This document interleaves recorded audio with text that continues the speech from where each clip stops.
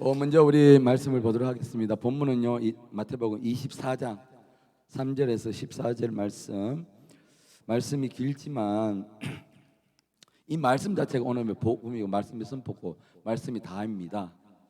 그래서 성경을 찾으시면서 크게 여러분 읽어 주시길 바랍니다. 마태복음 24장 3절에서 14절 말씀인데 전체를 다 읽도록 하겠습니다. 이 말씀을 듣고 깨달음이 있으면 오늘 설교 안 해도 돼요. 자, 기대하시고, 설교가 짧아지기를 기대하시고, 저도 짧게 하고 싶습니다. 함께 읽겠습니다. 예수께서 감람산 위에 오셨을 때에 제자들이 조용히 와서 이르되 우리에게 이르소서 어느 때에 이런 일이 있겠사오며 또 주의 임하심과 세상 끝에는 무슨 징조가 있으리까? 예수께서 대답하여 이르시되 너희가 사람의 미혹을 받지 않아도 주의하라. 많은 사람이 내 이름으로 와서 이르되 나는 그리스도라 하여 많은 사람을 미혹하리라. 난리와 난리 소문을 듣겠으나 너희는 삼가 두려워하지 말라.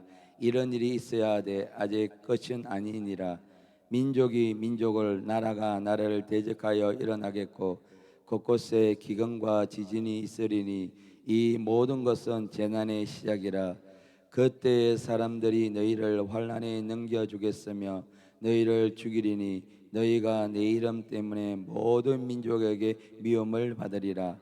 그때에 많은 사람이 실족하게 되어 서로 잡아주고 서로 미워하겠으며 거짓 선지자가 많이 일어나 많은 사람을 미혹하겠으며 불법이 성함으로 많은 사람의 사랑이 식어지리라. 그러나 끝까지 견디는 자는 구원을 얻으리라. 이 천국 복음이 모든 민족에게 증언되기 위하여 온 세상에 전파되리니 그제야 끝이 오리라. 아멘. 할렐루야. 말씀 읽으시면서 이미 다 이해가 됐죠? 기도할까요?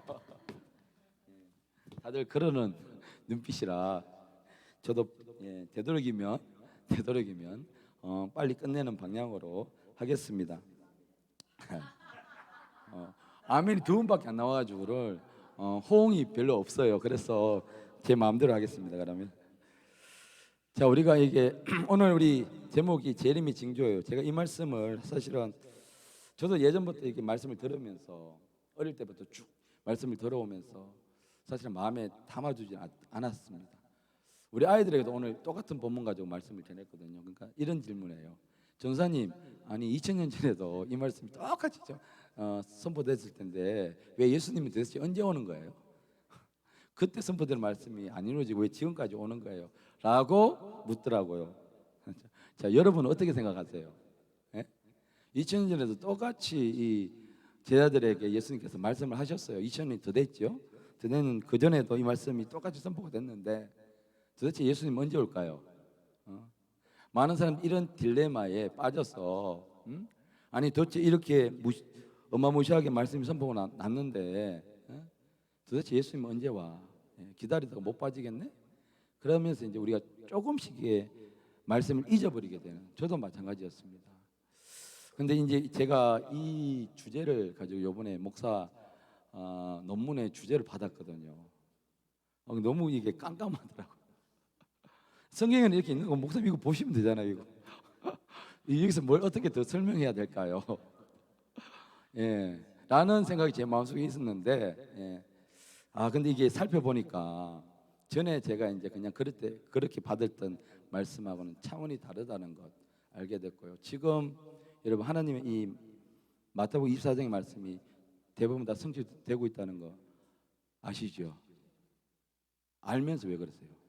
알면서 네 하고 알면서 왜 준비를 안 하시고 내 마음대로 사실까?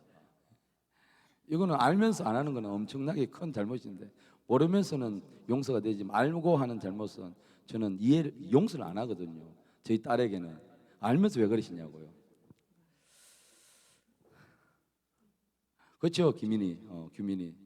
자, 여러분 우리 재림전에 이런 징조 우리가 자연에요. 이런 일기예보가 없어질 때에 자연의 징조를 보면 내일 날씨가 굽겠다, 내일 비가 오겠다 이 예측을 했잖아요. 뭐 대표적으로 이제 무릎이 쑤신다든지, 예. 우리 엄태 형제한테 제가 물어봤거든요. 그런데 비 오는 날, 그러니까 신기하게 비 오는 날만 되면 다친 곳이 쑤신대요. 아, 예. 그래서 야, 이게 어느 정도 근거가 있다. 예, 이게 어느 정도 과학적인 근거가 있다고 이야기를 합니다. 그래서 뭐 예를 들면 불타는 듯이 선명한 노을진 석양을 바라볼 때, 그 다음 날은 진짜 맑다. 예. 비가 오지 않는다. 그리고 해물이나 달무리가 보이면 뭡니까? 그 다음 날은 반드시 허리가는 비가 온다. 이렇게 예측을 우리가 할 수 있고요. 그리고 개구리가 심하게 운다든지, 요거는 뭡니까? 예, 비가 온다는 거고. 또 개미들이 줄지어서 이상하게 지나가면 야, 이거 비 오겠다. 저도 어릴 때 이제 그런 이야기를 듣고 보니까 진짜 개미들이 막 줄지어서 이사를 가요. 때를 지어서. 그러고 나면 그 다음 날 이제 날씨가 굳거나 비가 오거나 이런 일들이 있었죠. 그래서 우리가 이런 자연 현상을 보고 예측을 하고 그렇게 하고 대비를 해요. 오늘 근데 우리에게 성경에도 예수님이 정확하게 이때 오겠다라고 하는 사람들은 다 이단이죠. 이단입니다. 예. 그래서 이단 우리가 홍역을 한번 치렀죠. 2000년대 치렀는데 그때는 우리가 정확하게 알 수가 없었는데, 예? 왜냐하면 마태복음 24장 오늘 보니까 아버지만 아신대요. 예수님도 모르시고 천사도 모르고 아버지만이 그 때를 아신다는, 그러니까 아버지 주권 안에 있어요. 그러니까 아버지 주권 안에 있는 거 가지고 자꾸만 언제 올 거다, 2030년 뭐 8월쯤에 올 거다, 이렇게 하는 사람들은 다 거짓이라는 거죠. 그래서 우리에게 이런 성경에서 오늘 우리가 볼 말씀들, 읽었던 말씀들, 징조들을 보이는 이유가 뭘까? 2000년 전에도, 그전에도 그랬고 지금도 그렇고 이 말씀이 선포되는 이유가 뭘까? 딱 한 가지예요. 깨어나라는 거예요. 성도들 보고 깨어나서 준비하고 있어라. 하나님, 예수님 오실 때는 갑작스럽게 벼랑간, 내가 엉뚱한 짓 하고 있을 때, 내가 열심히 기도하고 있을 때, 이때 벼랑간 갑자기 올 수가 있기 때문에 언제가 될지 모르지만 내가 이런 징조를 보여줄 테니까 너희는 깨어 있으라 하십니다. 그래서 42절을 보니까 함께 읽겠습니다. 그러므로 깨어 있으라. 어느 날에 너희 주가 임할지 너희가 알지 못함이니라. 예. 그래서 우리를 깨우시는 말씀입니다. 근데 이게 단순히 이제는 2023년도 이제는 이게 그냥 우리를 단순하게 깨우는 말씀이 더 이상 아니라는 걸 여러분 아셔야 됩니다. 자, 그래서 여러분 준비하셔야 됩니다. 준비하셔야 되는데, 하늘에서요, 예수님 오실 때 하늘에서 나팔 소리가 들린다고 데살로니가전서 4장 16절 말씀에 그렇게 했거든요. 주께서 호령과 천사의 소리와 하나님 나팔 소리가 빵 하고 빵 하고 울리면 그때 하늘부터 예수님이 강림하시는데, 그때 준비하면 후회하면 늦다는 거예요. 자, 우리 전체를 한번 다 읽어보도록 하겠습니다. 좀 보이시죠? 자, 그런데 읽겠습니다. 주께서 호령과 천사장의 소리와 하나님의 나팔 소리로 친히 하늘로부터 강림하시리니 그리스도 안에서 죽은 자들이 먼저 일어나고 그 후에 살아남은 자들도 그들과 함께 구름 속으로 끌려 올려 공중에서 주를 영접하게 하시리니 그리하여 우리가 항상 주와 함께 있으리라. 예수님 오실 때 정확하게 이 성경 구절은 이야기를 하고 있습니다.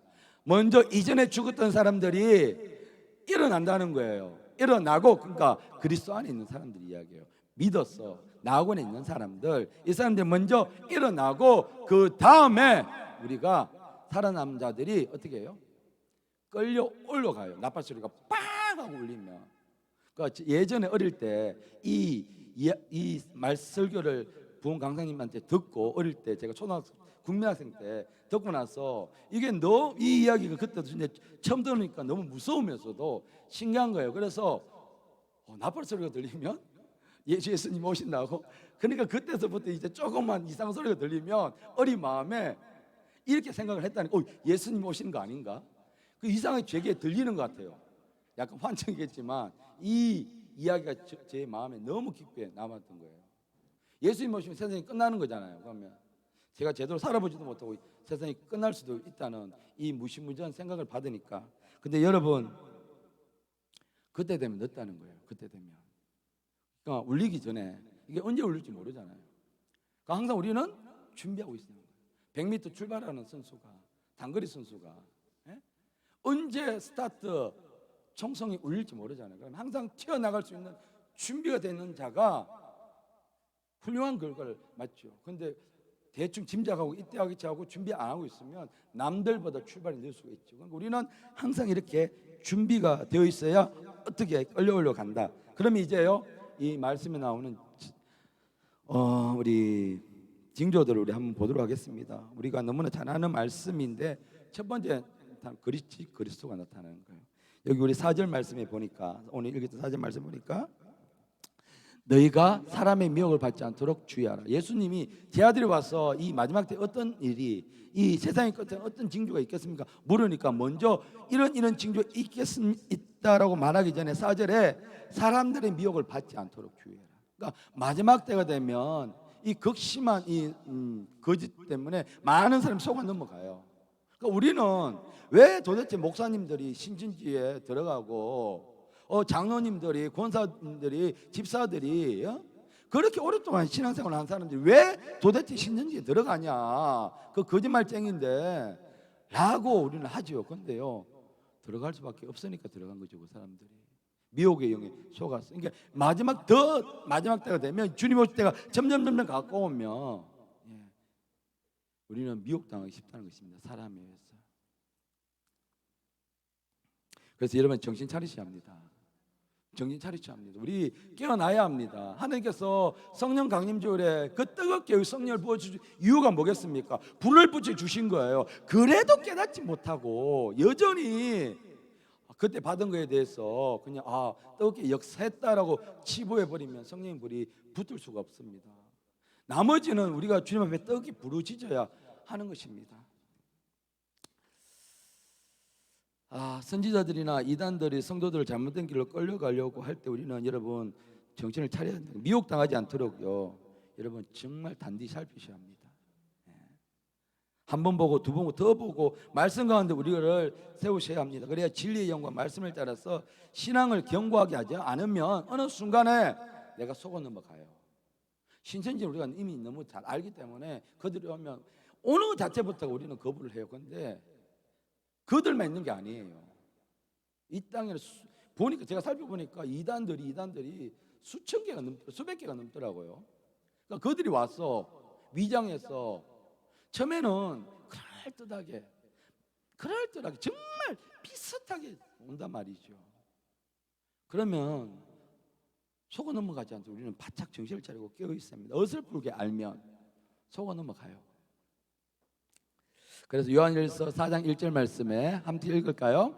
사랑하는 자들아, 영을 다 믿지 말고 오직 영들이 하나님께 속하였나 분별하라. 많은 거짓 선지자가 세상에 나왔습니다. 영으로 왔다 그랬어. 여러분 보십시오. 영들을 다 믿지 말라는 거예요. 여러분, 오직 영들이 하나님께 속하였나, 말씀에 근거해 있나, 하나님에 속하였나 분별하라는 거예요. 분별하라고. 거짓 선지자 세상에 많이 왔다잖아요. 이미 와 있다니까요. 그러니까 그들은 둔갑해서 온단 말이에요. 우리를 속이려고. 그러면 우리가 말씀에 그냥 대충 알고 있으면, 어줍게 알고 있으면, 그들은요, 신천지 여러분, 신천지라고 딱 대놓고 와서 그들하고 딱 토론을 하면 여기 있어요. 저도 못 이기고요. 여러분 못 이깁니다. 절대 못 이겨요. 나중에 그렇게 보면 다 그렇구나. 처음에는 적대감이 있죠. 신천지이기 때문에.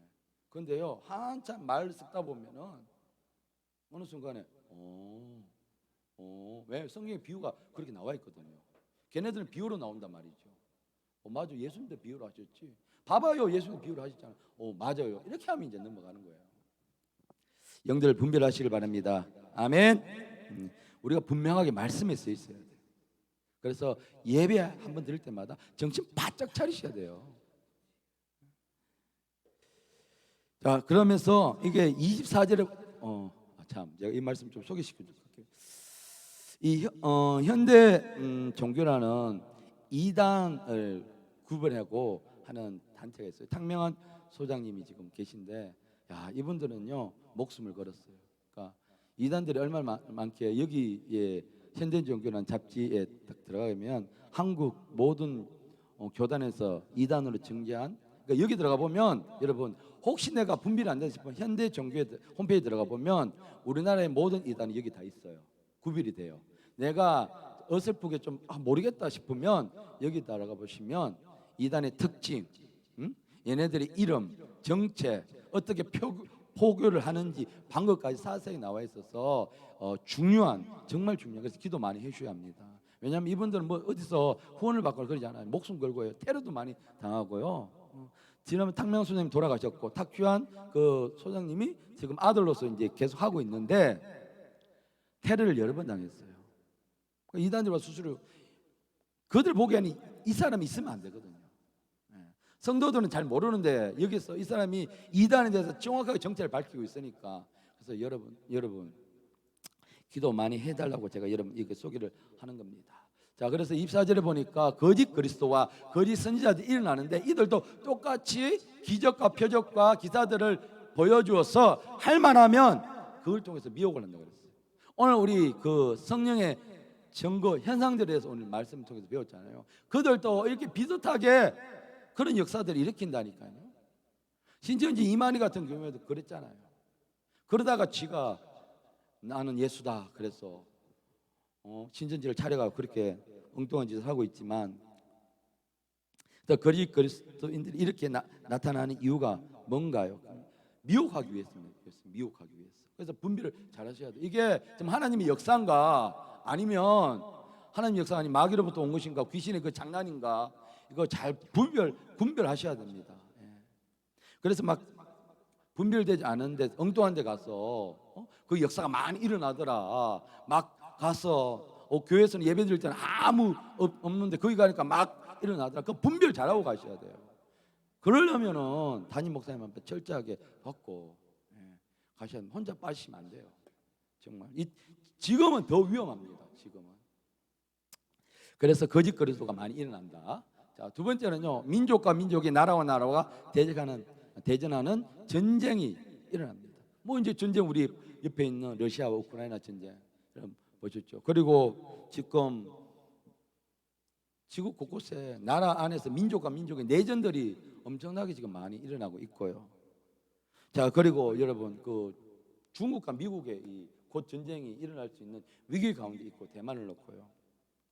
자, 이 말씀을 보기 전에 근데 구약 시대에도요, 여러분 세계를 제패했던 5개 제국이 있어요. 아수르 있고 바벨론 있고, 우리 바벨론 많이 들어봤죠? 그 페르시아, 바사와 메데라고 성경에 나오는데 페르시아 제국이 있고 헬라 제국, 그리스, 그리고 로마 제국, 우리가 좀 잘 아는 그 로마 제국이 이제 있는데, 그러니까 아수르부터 시작해서 아수르가 바벨론에 멸망하고 바벨론이 페르시아에 멸망하고 페르시아가 헬라에 멸망하고 헬라가 로마 제국, 나중에 로마 제국에 멸망해서 영원할 것 같은 이 제국들이 결국은요, 끝이 있다는 거죠. 이것이 바로 하나님의 그 운영하심 속에 있는 것입니다. 사실은 이런 제국들을 들어서 이스라엘의 북이스라엘과 남유다 이 민족이 얼마나 말을 안 들었어요. 몇몇 왕들은 하나님 앞에 서려고 제가 읽을 때요, 다윗의 길로 가려고 하였더라 하는 왕들이 있고, 그들이 조상들의 길을 따랐더라라는 왕들인데, 그들의 조상들의 길을 따랐다는 왕들은 100% 다 뭐했다? 우상을 섬기고 하나님을 배반하고. 근데 다윗의 길을 따랐던 그 조상 다윗의 길을 따랐던 그 정도 몇 조상이 안 되는 거니까 하나님 앞에서 우상들 다 척결하고 하나님만 바라보려고 했던. 근데 그렇게 말을 안 들으니까 하나님께서 이런 제국들을 들으셔서 유다와 북이스라엘을 하나님께서 멸망을 시키신 거예요. 그러다가 또 하나님께서 은혜를 베풀어 주셔서 그 유다 민족을 그들에게서 구원해 주시고, 그런데 또 살만하니까 이게 우리 모습인 거예요. 우리가 고난 가운데 있으면 하나님을 찾다가 좀 괜찮아지면 또 내 뜻대로 살다가 또 형편이 나아지니까 또 내 뜻대로 살다가 또 고난이 찾아오면, 이게 계속 우리 삶에도 지금 반복되는 것이잖아요. 그러니까 하나님이 이 아수르나 바벨론이나 페르시아 제국들을 세우신 이유가 그냥 얘네들의 그런 왕들의 야심이 아니고 이 뒤에는 하나님의 역사심이 있다는 거예요. 하나님의 운영하심이. 구속사의 역사심이 있어서 이들 세워서 이스라엘 백성들을 징계를 하신 거예요. 그래 정신을 차려라. 맞아도 그때뿐이죠. 우리가 똑같아요. 맞을 때는 아픈데 또 맞고 나면 잊어버리고. 자, 여기에 보면 이 바벨론 제국에 다니엘 나오죠. 다니엘이 나오는데 다니엘이 느부갓네살 왕 있을 때에 우리가 잘 아는 느부갓네살 왕, 이 왕이 이제 꿈을 꾸었어요. 꿈을 꿨는데 우리 지난번 중사님께서 한번 말씀하셨는데 꿈을 꿨는데 그 나라에 있는 박수와 술객과 점장위와 또 갈대아의 술사들 다 불러 모았어. 내가 꿈을 꾸었는데 내 꿈꾼 내용하고 그 뜻을 해석해라 라는 거예요. 말도 하지 않고 내가 오늘 밤에 꿈꿨는데 내 꿈꾼 내용들하고 그 내용을 맞춰봐, 해석해줘, 이렇게 이야기하는 거예요. 이거 황당하잖아요. 그래서 그 있는 사람들이 왕이여 꿈의 내용을 말씀해 주시면 내가 해드리겠습니다. 아니야, 네가 해석하지 못하면 내가 너희 집을 대도로 멸망시켜 버리겠다 라고 이 내용입니다. 2장에는요 자 이야기해봐 하는데 왕을 해석해 주시면 하니까 도대체 우리가 어떻게 해석합니까? 왕이 그렇게 이야기하죠. 해석하지 못하면 그랬어요. 결국 해석을 못했죠. 꿈을 내용을 모르니까 무슨 방법을 알고. 그러니까 왕이 화가 나서 그 땅에 있는 모든 지혜로운 자, 여기에는 다니엘과 세 친구도 포함합니다. 다 죽여버려라, 소용이 없다 라고 명령이 내려진 거예요. 그래서 많은 지혜 있는 사람이 죽고 마침내 다니엘과 그 친구들에게까지 온 거예요. 어떻게 했습니까? 그러니까 다니엘은 하나님 앞에 무릎 꿇죠. 2장 18절에 이렇게 이야기합니다. 함께 읽겠습니다. 하늘에 계신 하나님이 이 엄밀한 일에 대해서 불쌍히 여기사 다니엘과 친구들이 바벨론의 다른 지혜자들과 함께 죽음을 당하지 않게 하시기를 그들로 하여금 구하게 하니라. 여러분 힘든 일이 있을 때 제가 새벽에도 말씀드렸습니다만 하나님께 와서 우십시오. 사람 붙잡고 하소연하지 마시고 사람한테 어려움이 있을 때 기대하지 마시고, 기대하면 실망밖에 없습니다. 실망하면 왜 그 사람은 나를 안 도와줬느냐, 내가 두고 보자, 내가 잘 되면, 이런 엉뚱한 복수심만 생기고 미움만 생깁니다. 그냥 문제가 있으면 하나님 앞에 와서 무릎 꿇고 우시면 됩니다. 오늘 다니엘도 마찬가지였습니다. 절대절명 순간이 있을 때에 하나님께 와서 무릎을 꿇었습니다. 하나님 앞에서 방법을 찾았습니다. 그러니까 19절에 보니까 하나님께서 다니엘에게 환상을 통해서 그 꿈의 내용과 그 뜻을 명확하게 보여주십니다. 그리고 나서요, 이 왕 앞에 다니엘이 나아가서 왕이 꾼 꿈에 대해서 정확하게 풀어주기 시작을 합니다. 그때 이제 그 왕이 꾼 꿈이 뭐냐면 큰 신상이 있어요. 큰 신상이 있는데 이 말씀이거든요. 그 왕이 큰 신상이 있는데 그 너무 찬란하고 눈이 부시고 그리고 그 모양의 심이 두려웠더라 했습니다. 그래서 자세히 보면 그 머리는, 우상의 머리는 순금으로 되어 있고, 그 가슴과 팔은 은이고, 배와 넓적다리는 노시고, 그리고 그 종아리는 쇠고, 그 발은 얼마는 쇠고 얼마는 진흙이다. 이렇게 생긴 신상을 꿈을 꾸었다는 거예요. 느부갓네살 왕이. 근데 도저히 이거 봤을 때 이 꿈이 뭐야? 라고 해석이 되지 않는 겁니다. 그러니까 하나님께서 지혜를 주셔서 다니엘에게 이것을 풀어 주시는 것이죠. 자, 여러분들 많이 이 설교를 들었기 때문에 아마 이것은 짐작하지 않을까 싶습니다. 그래서 머리는 바벨론 제국을 이야기합니다. 지금 느부갓네살 왕이 통치를 하고 있는, 그래서 가장 찬란하고 가장 영광스러운 그래서 순금 묘사를 하고 있습니다. 그 다음에 내려오면 가슴이 뭡니까? 은으로 되어 있죠. 가슴과 팔이 은인데 이것은 그 다음에 나오는 페르시아 제국을 이야기를 합니다. 그러니까 바벨론이 페르시아에 망했거든요. 그 영원할 것 같았던 이 바벨론이 이 페르시아에게 망했는데 이 자기보다 못한 이 제국의 멸망을 당했단 말이죠. 그리고 나서 배와 넓적다리는 노시인데 이것은 헬라 제국을 이야기합니다. 헬라 제국, 그리스에 있던 그 제국을 이야기하고, 그 다음에 종아리는 쇠로 되어 있죠. 그건 로마 제국을 이야기를 합니다. 그 다음에 얼마는 쇠, 얼마는 진흙이다. 그러니까 그 밑으로는 위에는 정말 찬란하게 되어 있는데 내려가면 내려갈수록 그 동상 우상이 조금씩 형편없어 지더라, 그렇게 나와 있습니다. 그런데 이것입니다. 이거. 자, 여러분 이거 한번 머릿속으로 이미지를 한번 그려보시길 바랍니다. 예. 그래서 머리는 바벨론이고, 이 말씀을 읽을 때요, 여러분, 머리는 바벨론이고 언어로 된 건 페르시아 제국, 그리고 노스는 헬라 제국, 그리스고, 그 쇠로 된 건 로마 제국들 이야기하고, 그 이제 쇠와 밑에 진역은 이제 열국들을, 일반 그 열국들을 이야기를 하는데, 그런데 이 꿈에 보면 이 우상이 어떻게 무너지느냐 하면 34절부터 한번 읽어볼까요? 시작. 왕이 본즉 손대지 아니한 돌이 나와서 신상의 새와 진흙의 발을 쳐서 부셔 터리매. 여기서 손대지 않은 돌이라는 것은 결국은 어떻게 됩니까? 예수 그리스도 통해 로마 제국이 그 멸망을 당하는 그 나옵니다. 그래서 이 돌은요, 예수 그리스도를 이야기를 합니다.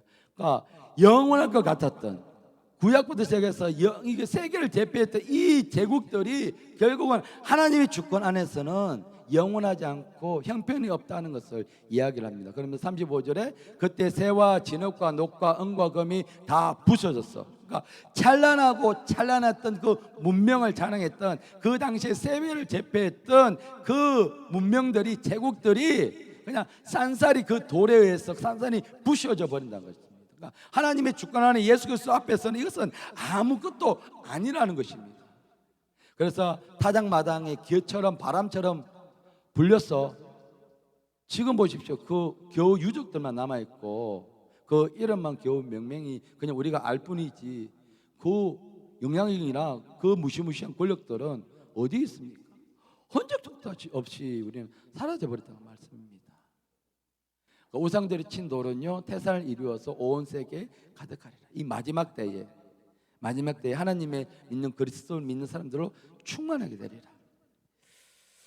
자, 그래서 우리가요, 세상에 있는 거 뭘 가지려고요, 그 영원한 거 아니에요. 이거 보십시오. 이 왕들도 자기는 영원할 거라 생각했지만 영원하지 못했습니다. 결국은요, 망해서 결국 우리 있는 것은요, 결국 예수 이름만이 세상에서 높이 들림을 받고 있는 것입니다. 그래서 세상에 있는 것들요, 우리가 너무 그걸 가지고 그게 전부이냐 움켜잡고 살 필요는 없고요, 또 그걸 가지고 있는 사람을 우리는 부러워할 필요가 없다는 것입니다.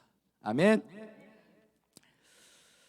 자, 결국은 로마 제국도 멸망하게 되고요, 이 세상에 화려한 남아있는 것이 결코 없습니다. 자, 여러분, 이제 이 말씀을 통해서요, 여러분, 우리가 그 세계 구호된 내란과 국가 간의 이런 전쟁과 소문이 이때도 끊이지 않았거든요. 이때도 끊이지 않고 지금도 끊이지 않고 있습니다. 제가 한국국방연구원 KIDA라는 곳의 보고서를 제가 봤어요. 들어가서 홈페이지 들어가서 내전을 겪고 있는 나라가 얼마나 되는가 봤는데, 아프리카의 차드, 리비아 내전, 중앙아프리카 내전, 이라크 내전, 소말리아 내전, 나이지리아 내전, 뭐 등등이 일반 내전들이 있고요. 나라 간의 분쟁 중에 있는 것은 러시아와 우크라이나, 그리고 이스라엘과 팔레스타인 끊임없이 충돌하고 있죠. 그 미국과 이란, 얘네들도 끊임없이 갈등을 하고 있고, 전쟁은 안 했을 뿐이지 남중국해 분쟁, 일본하고 중국의 이거는 분쟁들, 중국과 대만의 대립, 이건 언제 전쟁이 터질지 이게 전쟁이 안 터지면 안 되는, 이 극한까지, 초읽기까지 들어간 이 상태예요. 그리고 중국과 인도의 분쟁. 그러니까 중국은 끊임없이 확장을 하려고 지금 조금이라도 그 확장을 하려고, 왜냐하면 지원 세계 1등 국가가 되려고 야심을 품고 있거든요. 근데 이 얘네들이 공산국가란 말이죠. 하나님이 얘네들의 야심을 그냥 볼까요? 아니라는 거죠. 얘네들이 공산국가가 돼버리면 기독교는 말살되거든요. 그러면 하나님의 그 계획하심은 이루어질 수 없기 때문에 끊임없이 이렇게 충돌을 하고 있습니다. 여러분, 그래서요, 지금 우리나라가 여러분 기도 많이 해주셔야 합니다. 현명하게 지도자들이 시세를 분명하게 읽고요. 예? 읽고 하나님이 주시는 분별력으로 이거 분명하게 하나님의 계획에 함이 있습니다.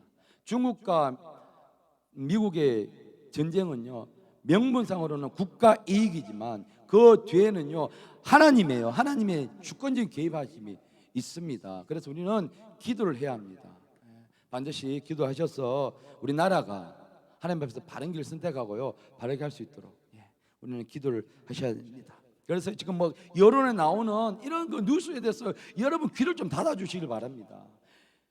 저도 어릴 때는 뉴스가 공정한 줄 알았어요. 근데 지금은요 아니거든요, 여러분. 그래서 그거에 따라서 일희일비하고 내가 좋아하는 편에서 나오는 소식에 하고 내가 나쁜 편에서 소식이 나오면 이렇게 우리는 기독교인들 반응하면 안 돼요. 우리가 정교 분리, 나라의 정치와 교회가 분리되는 것 맞아요. 근데 나라가 엉뚱하는 거 하는데 방조하고 있으라는 것은 아니에요. 나라가 철저하게 종교에, 그러니까 우리 기독교 안에서 내정을 간섭할 수 없어요. 어떤 이유에서든지 이 종교에 대해서 자유를 침해할 수가 없단 말이죠. 그것이 바로 종교 분리라는 것입니다. 그래서 여러분 우리는 기도하셔야 됩니다. 깨어서 이 마지막 때를 기도하셔야 합니다. 그리고요 세 번째가 바로 이 지진과 기근, 자연재해예요. 최근에 산불이 얼마나 많이 났습니까? 그렇죠? 그리고 호주나 미국이나 대형 산불들이 수시로 일어나고 최근까지 우리 코로나 때문에 엄청 많이 힘들었죠. 자, 제가 세계 기상기구 WMO라는 그 보고서를 제가 좀 보니까 하반기에 엘니뇨 현상이요 두드러진대요. 엘니뇨가 뭐냐면 적도에 있는 바닷물의 수온이 올라가는 거예요. 라니냐라는 두 가지 현상이 있는데, 라니냐가 지배적으로 있어 바닷물이 대체로 바닷물이 좀 차가워야 지구의 온도가 좀 내려가요. 그래야 이상 기후 현상들이 좀 적게 일어나요. 근데 엘니뇨가 일어나면 바닷물이 뜨거워진다는 것은 좀 이상하다는 거예요. 그렇게 되면서 동반하는 태풍도 많아지고 집중호우도 강력하게 일어나고요. 우리가 대책할 수 없는, 한꺼번에 쏟아지면 한 500mm까지 쏟아진다는 게 이게 말이 되나요? 안 되잖아요, 그렇죠? 근데 이런 일들이 이제는 지구 곳곳에서 일어나고, 눈이 오지 말아야 할 때 폭설이 왔어. 폭설이 오고, 이거는 분명히 자연재해인데 사람들이 그렇게 이야기하죠. 이 자연재해는 사람들이 너무 심하게 자연을 오염시켜서 함부로 사용해서 그렇다 하는데요. 그거는 사람들의 그런 판단력이고요. 이거 뭐 성경에 나와 있잖아요. 가까운 데 되면 지구와 기근과 이런 자연재해들이 엄청나게 많이 일어나게 될 것이다. 성경은 분명히 이야기하고 있으니까 이거는 하나님의 주권에 있는 계획하심이 있는 것입니다. 그래서 마태복음에 보면 참새 2마리가 한 아사리온에 팔리지 않느냐, 그러나 너희 아버지께서 허락하지 않으시면. 참새가 날아가는 것도 하나님이 허락하시는가 날아가는 거고요. 들풀이 자라는 것도 하나님이 허락하시는가 자라는 거예요. 그냥 자라는 게 아니에요. 그러나 허락하지 않으시면 그 하나도 땅에 떨어지지 않는다고 말씀하셨죠. 그러니까 이런 자연재해들이 그냥 우리가 막 쓰니까 일어난다. 물론 자연을 보호하고 우리가 아껴야 합니다만은 그게 아니라는 거예요. 이게 바로 성경에 나오는 하나님의 이 예언이 성취되고 있는 과정이 있습니다. 더 심해지고 있죠. 우리나라 2017년 5월 달에 포항에 강력한 지진이 있었죠. 그래서 더 이상 우리나라 포항의 지진지대가 아닙니다. 그리고 2월 달에, 올해 2월 달에 터키에 철저한 강진이 일어났죠. 지금 복구가 얼마나 진행되는지 있고 0.00 몇 프로도 지금 진행되지 않고, 이쪽이 그거잖아요. 바울이 선교했던 이 지역, 소아시아 지역이잖아요. 근데 여기가 기독교가 몇 프로라고요? 정말 희박하죠. 이슬람 걸로 다 잡혀버렸어. 그리고 2022년 4월, 그러니까 작년 4월 달에 인도네시아에요 121년 만에 기록적인 기온 상승이 50도까지 올라갔다. 50도. 어떻게 살아요? 50도까지. 1901년에 기상 관측 이래로 최고의 수치. 같은 해 5월에는 미국의 폭염과 눈보라가 한꺼번에 발생했죠. 그 동북부 지역은 최고 35도까지 넘는 고온을 기록했대. 서부 지역에서는 50cm가 넘는 폭설이 기록했대.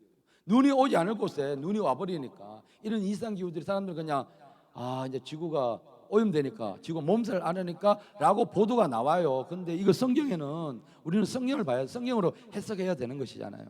이런 일이 일어날 때 어떻다 우리는 깨어서 준비해 주님이 가까이 오실 때가 됐다라는 거예요. 그런데 누가복음 21장 11절에는 똑같은 구절인데 누가는 이렇게 기록했습니다. 한 개를 더 붙였어요. 지진뿐만 아니라 전염병. 다른 옛날 성경 온역이라고 번역해요. 온역. 온역을 찾아보니까 고칠 수 없는 병이래요. 지독한 전염병. 이 코로나잖아요. 코로나 고칠 수 있나요? 예방 없어. 예방 백신도 없어요. 그냥 그 백신인데 그 고칠 수 없는 병이잖아요. 지금 이게 왔다는 거 있잖아요, 여러분. 누가 보면 이렇게 기록하고 있잖아요. 근데 이게 어디서 왔냐 그러면 동물들에게서 왔잖아요. 인수 공통 바이러스라고 여러분 이야기하죠. 박쥐에서 왔죠, 박쥐에서. 요 인수 공통 바이러스가 또 뭐가 있었죠? 여러분 사스 있었죠. 메르스 있었죠. 조류족 가면 사스잖아요, 그렇죠? 예.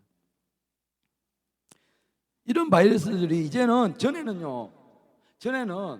이 동물 쪽에 있는 바이러스 오지를 못했어요. 그런데 사람들이 유전자를 통해서 장난질을 치니까 그 경계가 완전히 깨져버린 거예요. 그러니까 그쪽에 있던 바이러스들이 이제 사람 속으로 넘어왔어. 그래서 과학자들이 한 이야기가 이제 더 이상 인수 공통 바이러스는 치료할 수가 없다. 이거 치료되는 것이 아니라 정복되는 것이 아니라 이 변이들이 자꾸만 몸속에서 다른 걸로 변이가 된대요.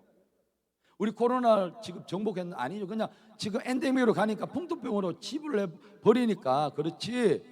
이게 이제 나중에 어떻게 무시무시한 돌연 변이로 올지 모른다는 거예요. 그러니까 성경에서는 계속 이런 일들이 일어났는데 일어날 때마다 우리는 어떻게 해야 되느냐? 우리가 이 코로나 때문에 예배도 못 드리고 엄청나게 큰 어려움을 겪게 되었잖아요.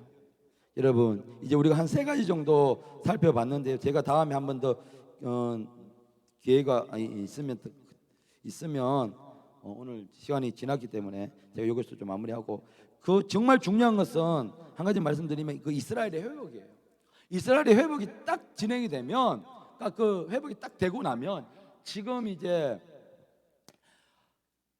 이스라엘이 우리와 비슷한 시기에 나라가 세워졌어요. 1943년도. 예. 우리가 8월 15일로 독립했죠. 그러니까 2000년 이상 동안 떠돌이 생활을 했어요. 그러다가 이제 지금에 있는 곳에다가 이스라엘이 국가를 세운 거예요. 얼마 안 됐어요. 그네들도 다 세계에 흩어져 있는데 이제 조금씩 이제 흩어졌던 사람들이 이스라엘로 돌아와요. 그 현상들을 뭐라고 하면 알리야라는 거예요. 알리야. 흩어져 있던 이스라엘 민족들이 돌아오는 사람들을 알리야 현상이라고 그러는데 성경에 보면 오늘 제가 다음에 상세 좀 이야기해드리겠습니다. 성경에 보면 하나님께서 마지막 때에 이스라엘의 사람들을 회복시키고 업어서 온다. 큰 새를 통해서 업어서 내가 오게 하겠다고 했는데 큰 새가 바로 비행기예요. 비행기. 그때는 비행기라는 자체 개념이 없잖아요. 그러니까 큰 새가 사람을 업어서 온다는 개념 여러분. 그러니까 지금으로 말하면 비행기인 거예요. 비행기. 그러니까 비행기를 통해서 초창기에 많은 그 동포들을 실어서 조국으로 데려왔단 말이죠. 지금도 무수한 이스라엘 민족들이 나라로 들어가자고 계속 들어가요. 이런 일들이 있는데 이런 일들 가운데 이 대한민국이 지금 쓰임을 받고 있어요. 그러니까 지금 이스라엘 민족이 얼마나 많이 깨지고 했냐면 그때 유대 민족들은 예수님 못 박은 것만 알겠죠. 예수를 척죄할 핍박했던 민족이고 그래서 기독교가 거의 0.3%밖에 안 됐어요. 그런데 지금 갔다 오신 분들 거기서 선교하시는 분들의 선교사님 이야기를 들으면 개신교회가 한 100군데 정도 생겼대요. 점점 이게 회복되고 있는 단계죠. 마지막 때 하나님께서 14만 4천 명 이게 이단들은 참 웃기는 게 14만 4천 명이 들어가야 구원을 받는다 그러는데 이게 이스라엘이 14만 4천 명이 마지막 때에 뭐냐 그러면 그 제사장으로 쓰임 받는 그 민족이 이스라엘 민족이고요. 그들을 돕는 민족이 바로 이 대한민국인 거예요, 여러분. 대한민국이 왜 K-팝이 세계로 뻗어나가고 이제 어디 가면 한국말만 나왔다 하면 어린애들이 쫓아와서 옛날에 우리가 미군을 보면 그렇게 쫓아가서 초콜릿 달라고 했던 것처럼 외국에 있는 아이들이 그렇게 달려들은데요. 전에는 거부감을 그렇게 느끼던. 그런데 그렇게 왜 하나님 만드시냐? 이스라엘을 회복하기 위해서입니다. 마지막 때에 예수님 오시는 마지막 때 이 대한민국을 사용하기 위해서인 것입니다. 그렇다면 우리가 우리 지금의 내 문제 때문에 전전긍긍 해서는 안 된다는 것이, 우리가 하나님 그때 나를 사용해 주세요. 우리 교회를 사용해 주세요. 우리 교회를 사용해 주세요. 우리 가정을 사용해 주세요. 이렇게 우리는 주님 앞에서 나가야 된다는 것입니다. 제가 계속 말씀드리지만 중국과 미국의 전쟁 가운데 대만을 두고 하는 전쟁은요, 결국 하나님께서 그 전쟁을 통해서 북한의 문을 열어 복음통일을 시키기 위한 하나님의 큰 계획이 숨어 있습니다. 그 길이 열리면 대한민국을 시작해서 이스라엘까지 그 왕의 대로의 길이 뚫린단 말이죠. 그렇게 되면 이제 육로를 통해서 우리가 복음을 들고 가면서 그 지역, 동아시아 지역까지 함께 복음을 전하면서 가는 길이 열리게 된다는 거예요. 지금 이제 북한의 길이 막혀 있기 때문에. 그래서 여러분, 우리가 오늘 제가 저도 이 말씀을 받고 또 들으면서 너무 좀 처음에는 마음이 안 와닿았어요. 근데 이 말씀을 읽고 보면서 세상이 돌아가는 시세를 보니까 정말 그렇게 돌아가고 있는 거예요. 정말 그렇게 돌아가고 있는 거예요. 그래서 그렇구나. 특별히 우리 청년들은 눈을 크게 열어야 돼요. 크게 열어서 대한민국에서 내가 뭘 하고 살 것인가, 이거 뛰어넘어야 돼요. 하나님이 대한민국의 문을 열어 이 대한민국에 있는 사람들을, 정말 세워진 사람들, 그 일꾼들을 세계 곳곳으로 파송을 보내고 열방으로 보낼 텐데, 준비된 자들, 하나님이 쓰실 그때 준비되지 않으면 사용을 못 하십니다. 그러니까 여러분 자녀뿐만 아니라 내가요, 그때 뭘가를 쓰임받기 위해서 우리는 기도하고 준비하는 교회가 되어야 합니다. 아멘. 사모님, 아까 우리 찬양 좀, 요거 그림 한번 소개시켜 드릴까요? 여기 어떤 그림 같아요? 좀 준비 좀 해주시고요. 사람들이 어떻게 하고 있어요?